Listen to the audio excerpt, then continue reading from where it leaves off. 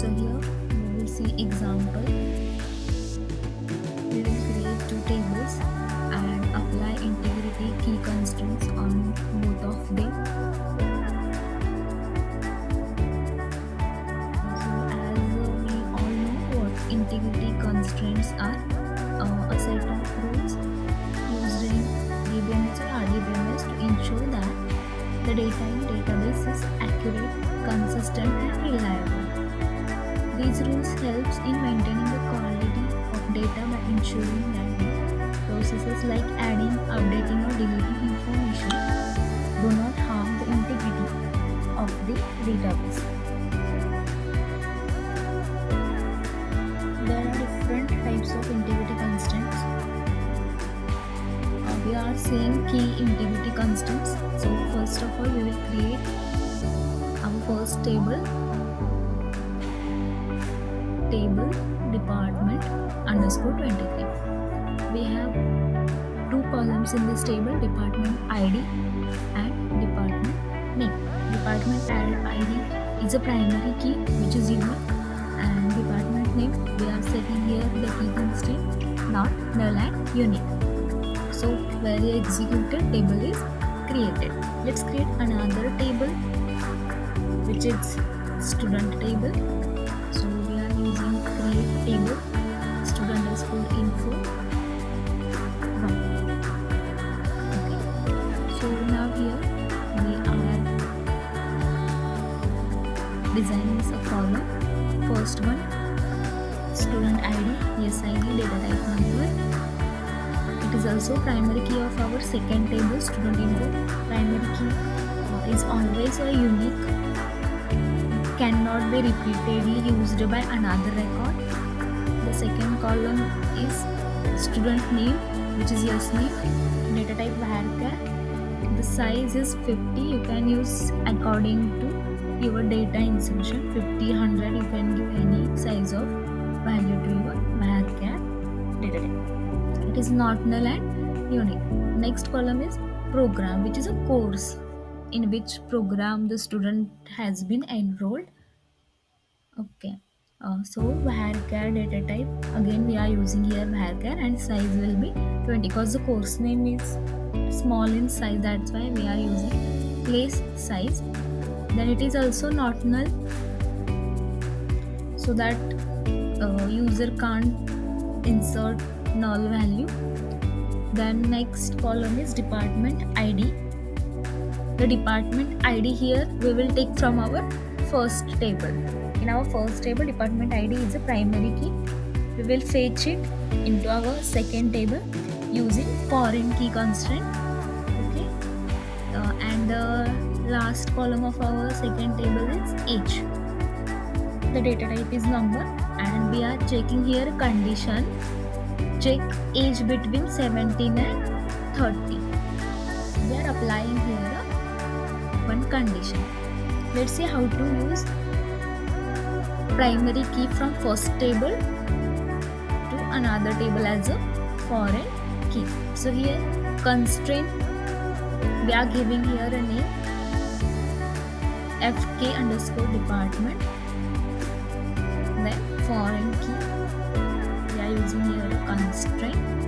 Then in bracket department ID.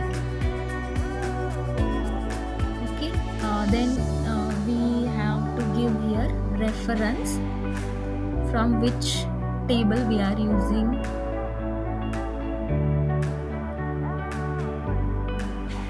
Okay, so here references depth_23, and which column we are using, depth ID, depth_ID. Okay, this is the whole query you have to use. Remember, whenever you want to give any primary key from first table to another table, you have to follow particular syntax. Okay, so here it is saying name already used by existing constraint. Okay, so we have to change here the name of our foreign key constraint and database, sorry, not a database, table, and let's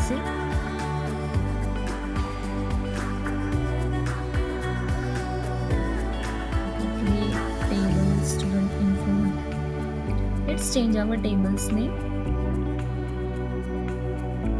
to info12. What we have given to our table okay 23. So let's give it also student_info 23. So we can analyze the both tables. Okay, then also I think we have to change foreign key name as well, but let's see, try executing this query.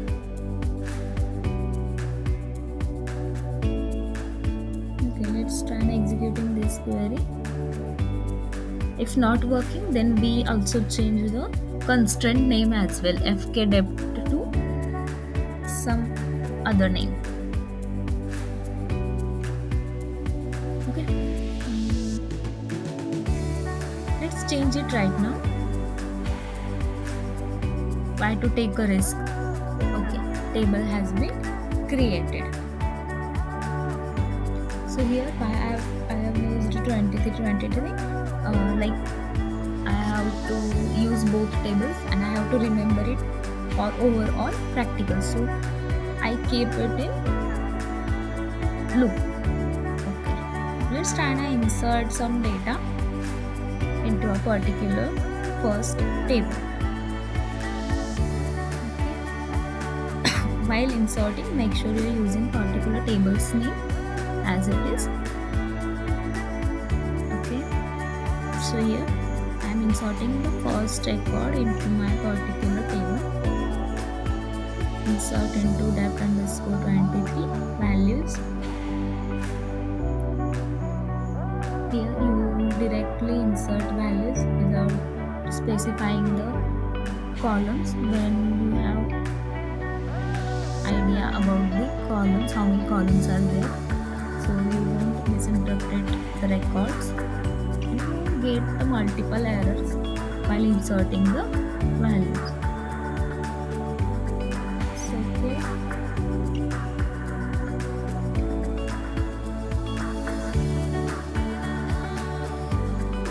we can insert values one by one as well as multiple values at one time. There are two different types to insert particular values. Okay, so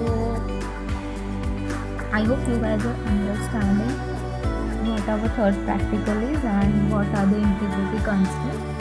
So I was telling you that there are different types of integrity constraints. Domain constraints, entity integrity constraints, key constraints, referential integrity constraints, assertions and triggers. We are right now learning the key constraints. There are different types of key constraints. Okay, what are the key constraints? The key constraints ensures that the certain columns or combinations of a column in a table uniquely identify each row.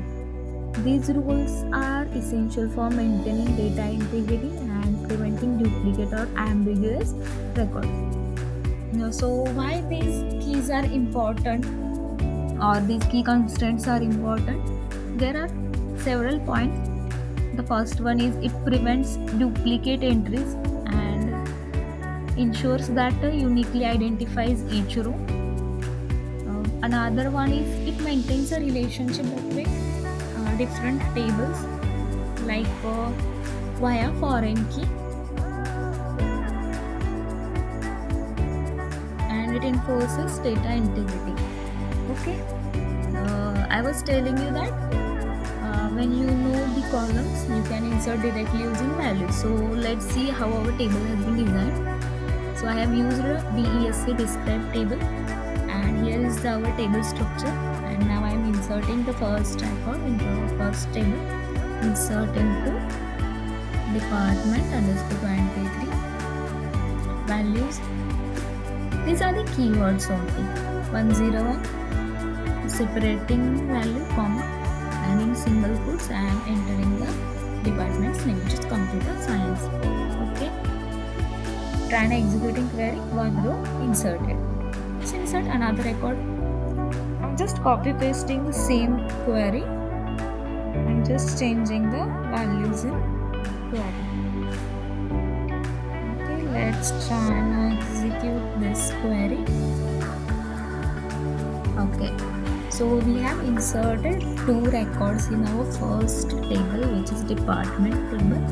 So now let's check the values which we have inserted with the records we have inserted. Each record is uniquely identified. Okay, so we are done with our first table. You can insert more values, but for this example I have taken only 2 values.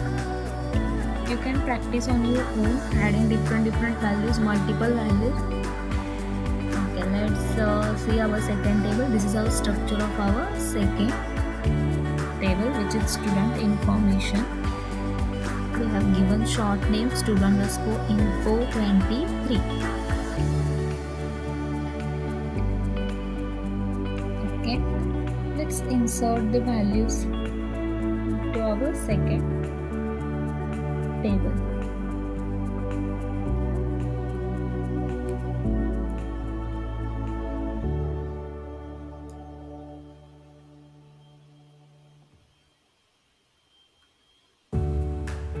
Here is the query for inserting single record at once.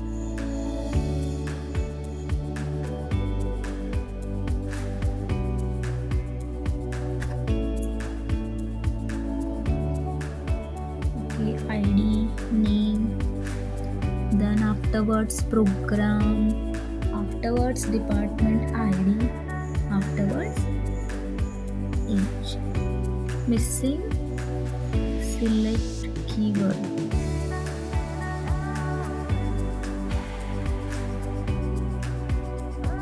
Okay, there is error. We have misplaced the keyword values. Just a small spelling mistake. Let's correct it right now and executing again the same query. What it says is integrity constraint, parent key not found.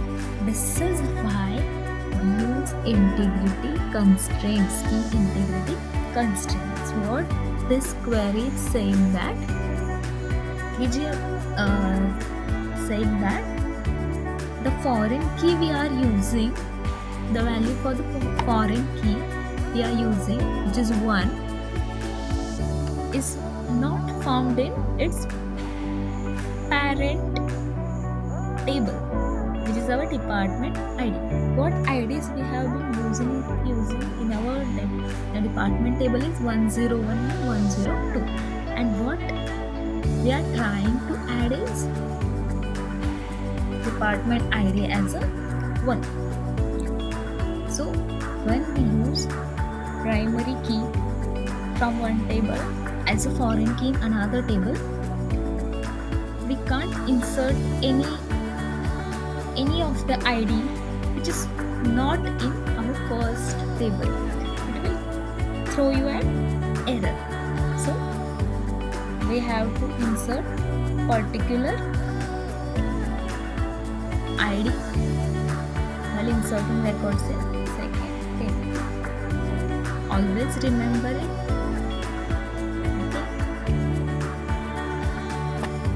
Record inserted. I am trying second record as well inserted.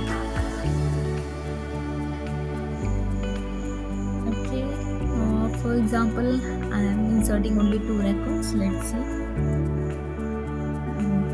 Our records has been inserted into a table or not. Select start from student_info23 semicolon, and here is the 2 records we have inserted into our second table.